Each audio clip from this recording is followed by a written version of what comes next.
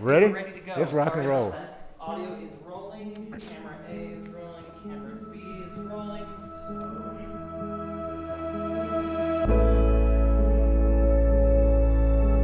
The great thing about the Spirit is if you're really asking the right questions, and you really have a sincere heart, then we'll be led to feel the right things. And that's what happened toward my conversion story. I grew up in the 60s, segregated South, when the race issues were at its height. But I look back on it now, and the thing that I was taught and given a good foundation on was, number one, that we have a God in heaven who loves us. And number two, that we have a country that we have every bit of opportunity that anyone could ever have. My conversion story started back when I was still playing with the Raiders. At starting position, I had a great reputation in NFL, but yet there was something missing. And I remember the summer of 1982, we began to look around and see what could we now do to make sure our little 3-year-old would have some kind of foundation. I happened to be playing with two LDS members, Todd Christensen and Mark Wilson. We've become really good friends. They were just really positive. They were just standout guys.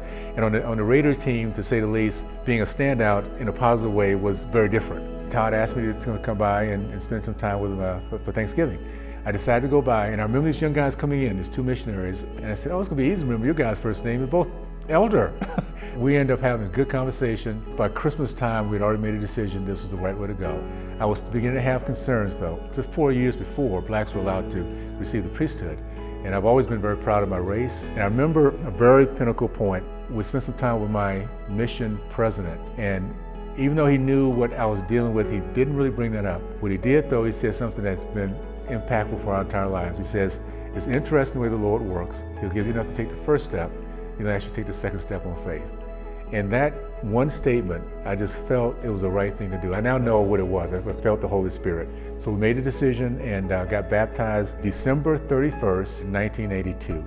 I know the Lord has a plan for all of us, and I'm thankful that I have been given the honor of not only living in this great country, but growing up in the grace that I did during the time I did, but having the gospel that I know has an answer for all of us. You know, God looks at us from inside out, not outside in. And once we get back to that, then it's impossible for the adversary to divide us.